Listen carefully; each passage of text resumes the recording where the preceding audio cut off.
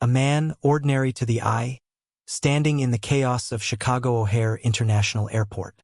His name is Daniel Carter, 38, dressed in a gray hoodie, faded jeans, and a baseball cap pulled low over his tired eyes.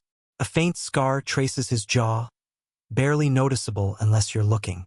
In his hands he clutches a black backpack, the straps worn, the fabric frayed. His knuckles are white, his grip unrelenting. He moves through the crowd, weaving past families, businessmen, and tourists, his pulse quick but steady. Overhead, screens flash flight numbers, and voices blur in a dozen languages. Daniel's boarding pass, tucked in his pocket, promises escape. A one-way flight to Lisbon, leaving in 45 minutes. A new life, a fresh start. He's so close. Gates just beyond the security line, freedom within reach. But freedom, as Daniel knows, is never that simple. The terminal hums with life. A toddler wails, dragging a stuffed bear. A woman argues with a ticket agent. Daniel keeps his head down, his steps measured.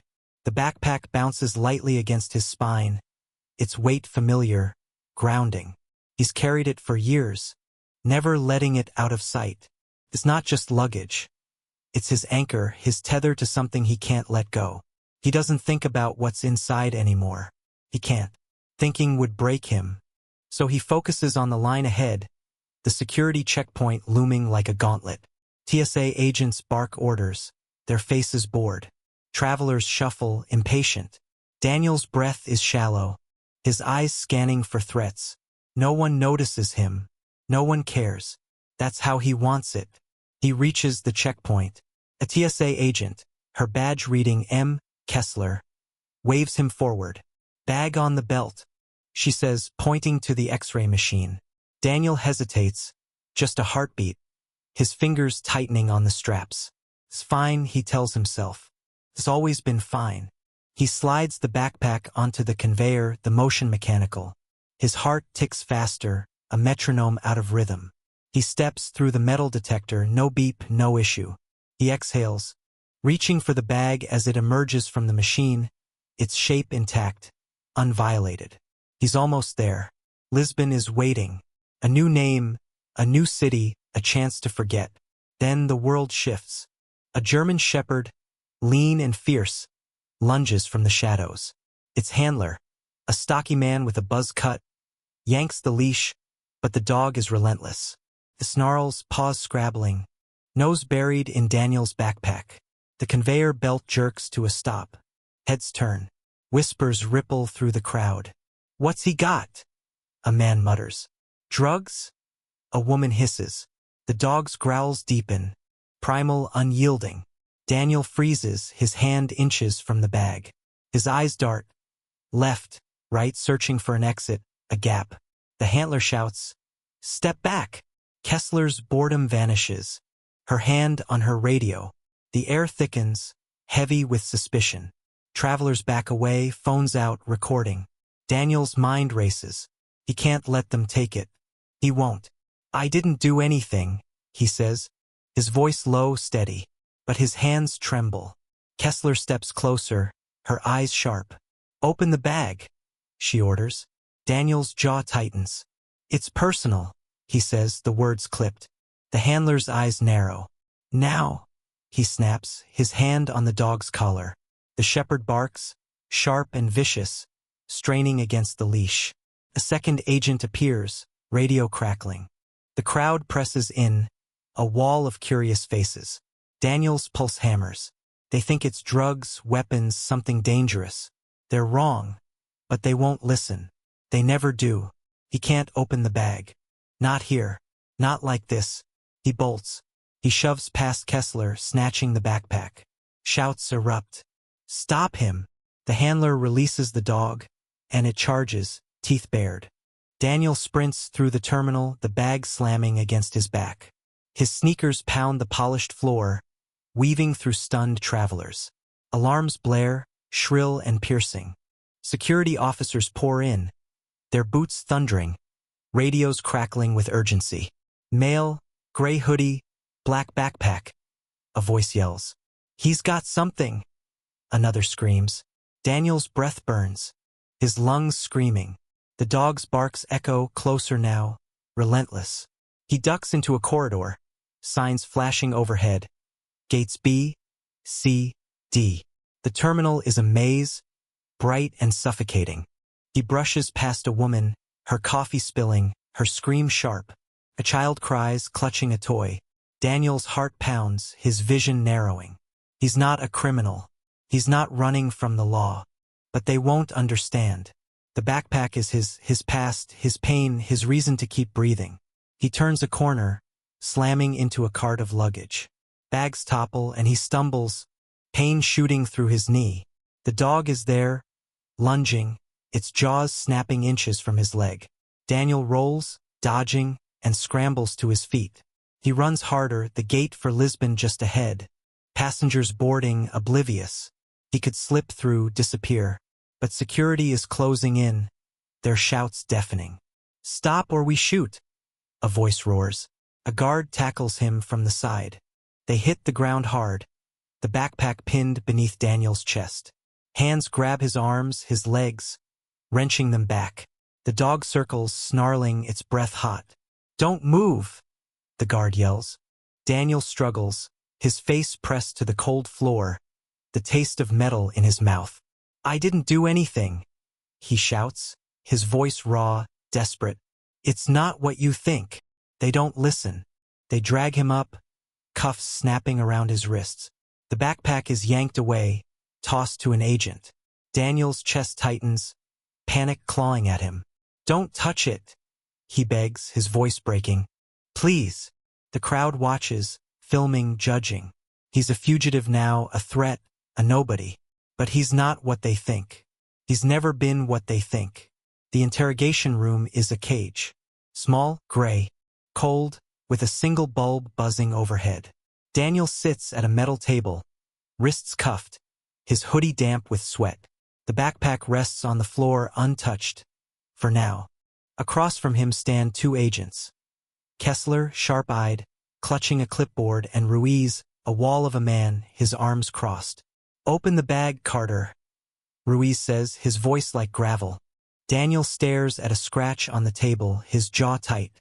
"It's personal," he says, quieter now, the fight draining from him. Kessler skribles, her pind scratching. "Personal doesn't cut it when a K9 goes crazy," she says. "Drugs? Explosives? What's in there?" "Nothing illegal," Daniel says, his eyes fixed, unblinking. His voice is steady, but his hands shake in the cuffs. The clock on the wall ticks, each second a hammer. Ruiz slams a fist on the table, the sound echoing. "You ran. Innocent people don't run." Daniel flinches, his shoulders hunching. "You wouldn't understand," he mutters. Kessler leans in, her voice softer but sharp. "Try us, or we open it ourselves." Daniel's head snaps up, panic flashing in his eyes. "Don't," he says, his voice cracking. "Please." Ruiz steps toward the backpack, his boots heavy.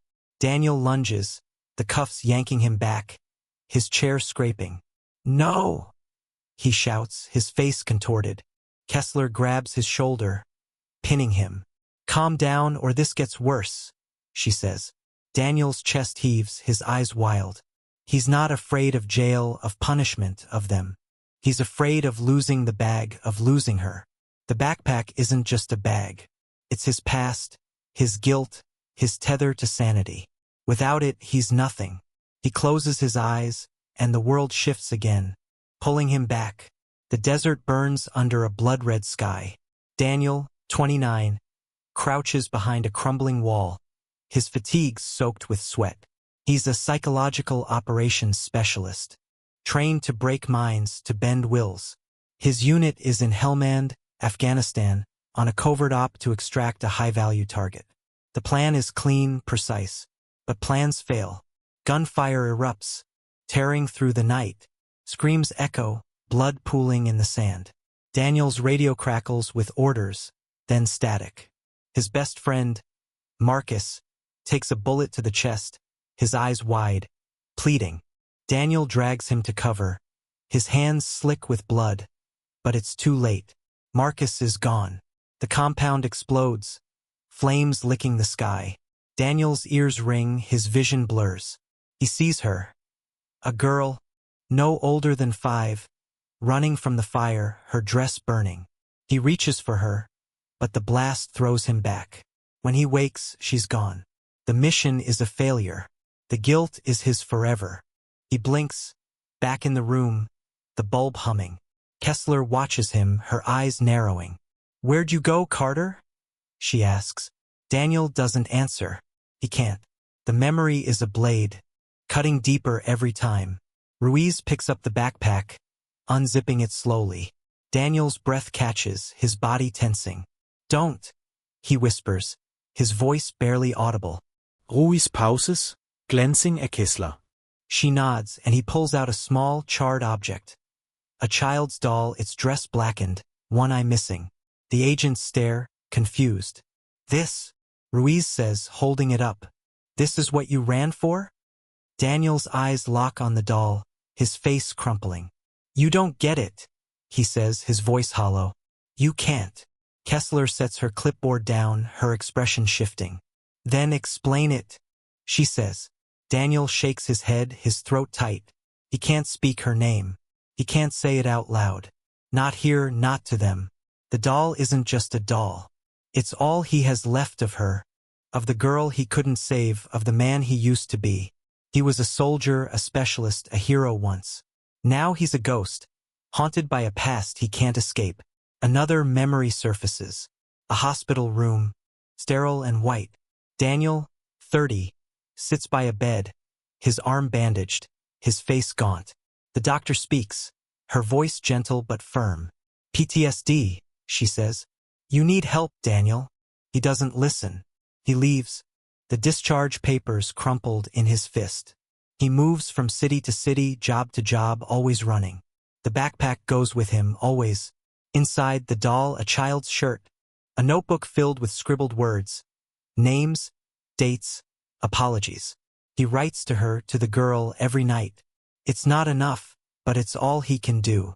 Keeps him sane, keeps him from falling apart. He tells himself he's protecting her memory, but deep down, he knows he's running from it. The room feels smaller now, the walls closing in. Kessler sits across from him, her voice calm. "Who's the doll for, Daniel?" she asks. He doesn't answer, his eyes distant.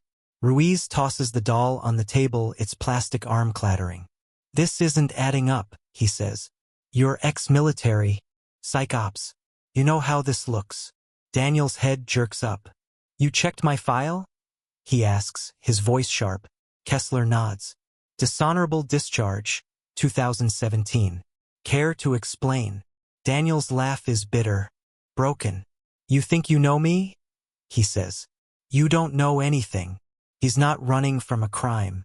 He's not a terrorist, a smuggler, a threat. He's running from himself, from the memories that claw at him every night. The doll, the shirt, the notebook, they're not evidence of guilt. They're his lifeline, the only pieces of her he could salvage. He was minutes away from boarding, from leaving it all behind. But the dog caught a scent. Not drugs, not weapons, but the faint, acrid smell of ash, of a fire that burned years ago. The scent of his failure, his shame, his loss. Kessler watches him, her eyes searching. There's something in her gaze, a flicker of recognition. She steps out, leaving Ruiz to guard him. Daniel slumps in the chair, his head bowed. The doll stares at him from the table, its single eye accusing. He wants to reach for it, to hold it, but the cuffs bite into his wrists.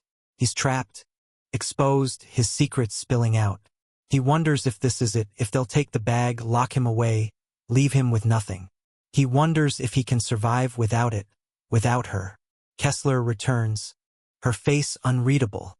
She holds a file thicker than before. "Tell me about Hellmand," she says, her voice quiet. Daniel's breath catches. "What?" he says, his eyes narrowing. She sits, opening the file. 2016. Covert op. "You were there." Daniel's heart pounds. "How do you know that?" he asks. She doesn't answer, just watches him. "What happened, Daniel?" she says. He shakes his head, his voice hoarse. "Don't," he says. Don't go there. But she doesn't stop. A girl died, she says. You were there. The room spins. Daniel's vision blurs, the memory crashing over him. The girl running, her dress on fire. He reaches for her, his hands outstretched, but the explosion throws him back. Her scream cuts off, silenced by the flames. He wakes in the rubble, his body broken, her body gone. He finds the doll half-burned, in the ash. He takes it, the shirt, anything he can carry. He writes her name in the notebook. Lila. He doesn't know if it's real, but it's hers now. Lila, the girl he couldn't save. He's shaking now, his breath ragged. Stop, he says, his voice a plea. Kessler leans forward, her voice steady. I was there too, she says. Daniel freezes, his eyes meeting hers. What? He whispers. She nods, her face softening. You pulled me out, she says. You carried me through the fire. I'd be dead without you. Daniel's mind reels. He doesn't remember her, doesn't remember saving anyone. All he remembers is Lila, the failure, the guilt. No, he says, shaking his head. You're wrong. But Kessler's eyes are certain. It was you, she says. She reaches for the backpack, her movements slow. Daniel tenses, but he doesn't stop her. She pulls out the notebook, its pages yellowed, worn. She opens it, reading silently. Her face changes, her eyes glistening. Lila, she says, her voice barely audible. Daniel's throat tightens, his vision blurring. Don't say her name, he says, his voice breaking. Kessler looks at him, her expression raw. She wasn't your fault, she says. Daniel shakes his head, tears spilling. I didn't save her, he says. I let her die. Kessler closes the notebook, her hands steady. You saved me, she says. You saved others. You're not what you think. Daniel doesn't answer, his head bowed. The room is silent, the clock ticking. Kessler stands, her voice firm. You're not a threat, she says. You're a man who's been running too long. She uncuffs him, her touch gentle. Go, she says. Take your bag. But stop running. Daniel looks at her, his eyes searching. He doesn't know if he can. He doesn't know if he's ready. He takes the backpack, the doll, the notebook. He walks out. The terminal quieter now, the crowd gone. His flight is long departed. Lisbon a dream he'll never chase. He stands by a window, watching planes take off, their lights fading into the night. The backpack is heavy, but he holds it close. It's not evidence, not a crime. It's Lila, his guilt, his reason to keep going. He's not a hero, not a villain. He's just Daniel, a man buried under memories trying to survive. I don't know if Daniel ever stopped running. I don't know if he found peace. But I know he carried that bag, that doll, that name wherever he went. He wasn't hiding a crime. He was hiding a wound, one that bled every day. We all carry something, a regret, a loss, a secret that keeps us awake. Daniel's was heavier, sharper, but it was his. And maybe, just maybe, Kessler's words gave him a chance to carry it differently. Don't wait to face your own wounds. Don't wait for a dog to catch the scent, for the world to force your hand. Look at what you're carrying.